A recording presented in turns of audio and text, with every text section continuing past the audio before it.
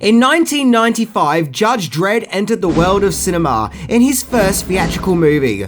Despite the fact that the movie had impressive set pieces, action sequences, and special effects, it still left many fans of the original Judge Dredd comic book disappointed, with complaints varying from the miscasting of Sylvester Stallone as the movie's main lead, Judge Dredd, to the deviations of the original source material, to the out-of-place casting of Rob Schneider as the movie's comedic foil, Fergie. Yes, there are many complaints surrounding the first theatrical attempt for the Judge Dredd character. However, there are some who argue that if you observe Judge Dredd 1995 as its own film and separate it from the comic and just see it for a fun, dumb action movie, then you'll be surprised to see it's a movie that actually has a lot of enjoyment.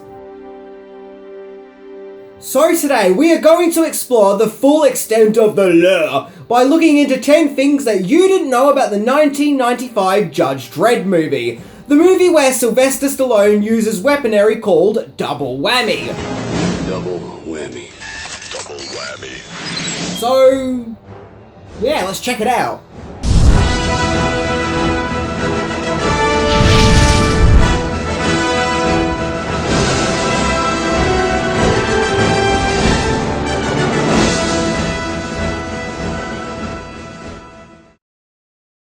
You killed innocent people. The means to an end. You started a massacre. I caused the revolution. You betrayed the law. Law! Number 10. Origins of Judge Dredd. Long before the 1995 movie, Judge Dredd first appeared in issue 2 of British comic book series 2000 AD, a comic series full of often violent tales of science fiction and action. Judge Dredd made his debut in 1977 and was the creation of British comic book writer John Wagner, who would go on to write the graphic novel For a History of Violence, which also got turned into a movie. Judge Dredd was depicted as a futuristic Dirty Harry style of cop, who was both a street cop law enforcer and executioner all rolled into one, who patrolled the crime-ridden streets of Mega City 1 in a dystopian future. In fact, Judge Dredd proved so popular, he would even go on to get his own comic book series, including a series with DC Comics. To this day, Judge Dredd is considered a popular icon to the history of British comic books.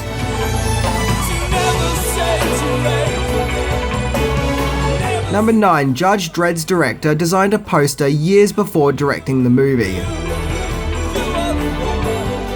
Judge Dredd was directed by British director Danny Cannon, and what's interesting about Danny Cannon's involvement with Judge Dredd is several years earlier, in 1987, Cannon entered a competition in 2000 AD Comics to design a Judge Dredd theatrical poster, to which Cannon's design featured in the comic, where we see his version of Judge Dredd starred Harrison Ford as Dredd, as well as being directed by Ridley Scott, clearly suggesting that Cannon was a Blade Runner fan. And so, several years later, when Judge Dredd went into production with Buena Vista Pictures, Cannon was hired. And after Judge Dredd, Cannon would go on to direct episodes of CSI and Gotham. Number 8. Movie scoring shenanigans.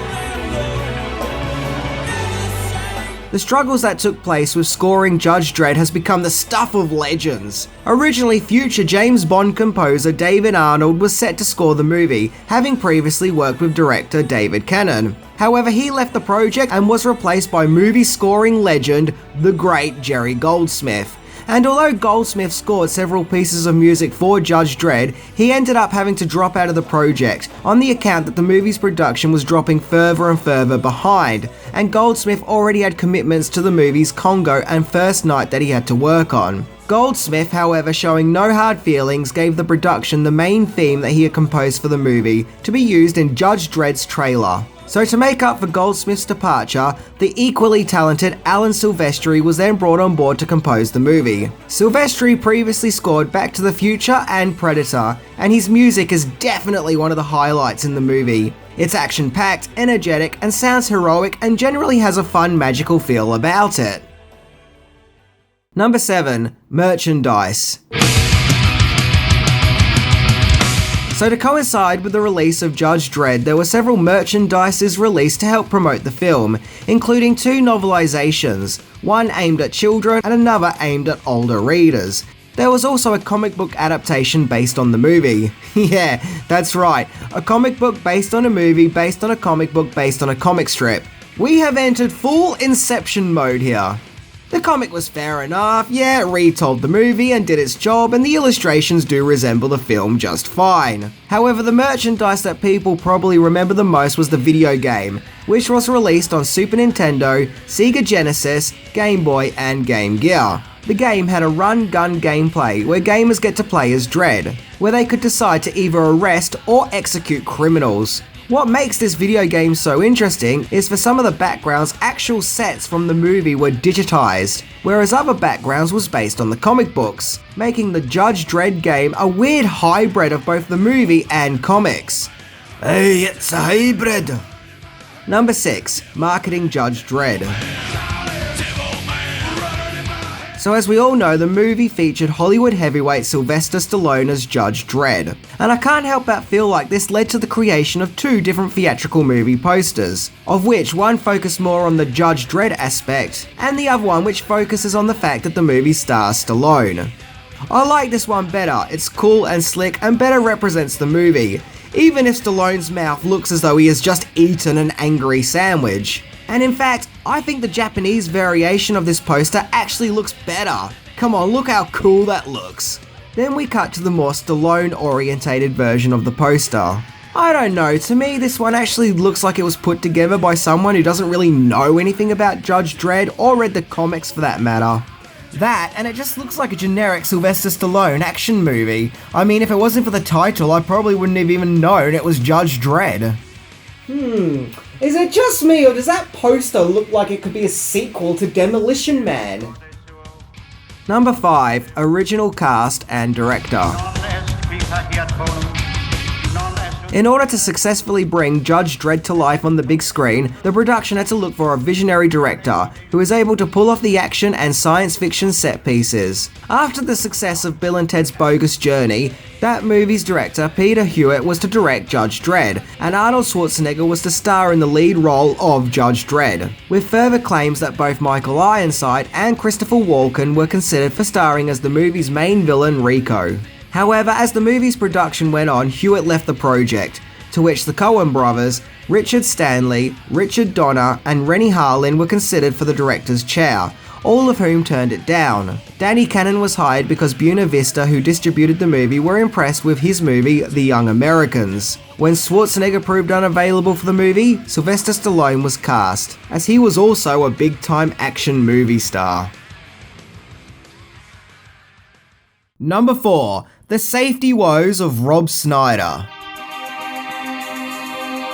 Whether you love him or hate him, Rob Schneider's involvement in Judge Dredd as the unlucky comic relief character Ferguson is often a hot topic of conversation in regards to the Judge Dredd movie, with many people feeling that Schneider's casting was somewhat out of place in Judge Dredd, despite the fact that his character is actually based off an actual character from the comic books.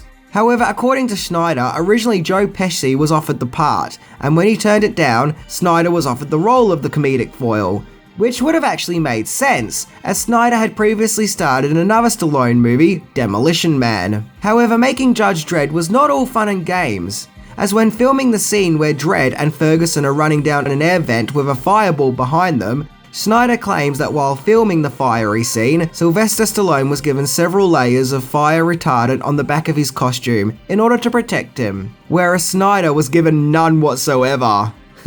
Wow, that's a little harsh. Yeah, nice way of letting your stars know which one is the most expensive and which one is the most expendable, I guess.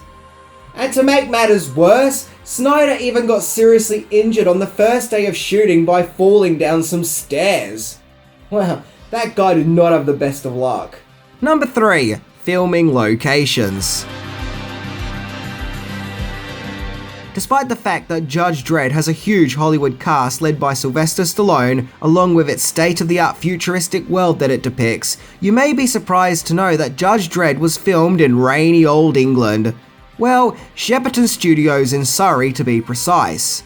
Well, I guess it makes sense as Judge Dredd is originally a British comic strip. And back in the 70s, 80s and 90s, a lot of science fiction and fantasy movies were filmed in the UK, such as the Alien, Indiana Jones and Superman movies. The decision to film in the UK was because director David Cannon claimed that Britain had the best film technicians. People who live in the UK will no doubt notice British actors from TV and British movies scattered throughout the film. And to give credit where credit is due, thanks to the movie's special effects and set designs and world it creates, you would never think that Judge Dredd was actually filmed in the UK. Number 2. The casting of Sylvester Stallone killed the movie. Now don't get me wrong, I freaking love Sylvester Stallone, okay? When his casting in a movie works, it really works. Case in point, the Rocky, Rambo, and Expendable movies. However, at really no fault of his own, casting Stallone in the role of Dredd doomed the picture from the get-go. As in the comic books, Dredd, by tradition, is never seen without his law enforcement helmet. Whereas in the movie, that one important and vital detail is broken, as Stallone spends most of the movie without the helmet. Because as if Buena Vista Pictures are going to spend all that money hiring a big time actor like Stallone and not use his face. It wouldn't make sense. At that time, Stallone was doing very well movie-wise, having appeared in movies such as Demolition Man and Cliffhanger. So as if the movie's production weren't going to show off the fact that Stallone was the main star of their movie, which unfortunately was a huge betrayal to the character of Judge Dredd. Number 1. Clashes of Visions. Apparently, Judge Dredd's director, Danny Cannon, had such a rotten time working with Sylvester Stallone that he made a vow to himself to never again work with big-time Hollywood actors. The director and star lead had two different visions as to what the Judge Dredd movie should be. Cannon wanted it to be more faithful to its comic book source material, and for it to be a satirical dark action movie, like RoboCop. Whereas Stallone, who had never heard of the comic book beforehand, felt that Judge Dredd was more of an action comedy, and had the original script changed several times in an attempt to make it more funny, to the point where Cannon claimed the final version was nothing like the original script. All I can say is that it would be interesting to learn what the original vision of the 1995 Judge Dredd movie would have been like. See, this is why, logistically, the part should have been played by an unknown. So, is Judge Dredd 1995 a bad Judge Dredd movie? Yeah, I would actually probably say that it is. But is it a bad movie in general? Well, no, definitely not. I actually have a lot of fun with this movie. And when I saw it as a kid, I hadn't yet read the Judge Dredd comics, and I freaking loved the movie. So to me, it's a guilty pleasure with lots of nostalgia and is competently made. So if anything, I say check it out just because it is a fun film. Just try and separate it from Judge Dredd the comic books.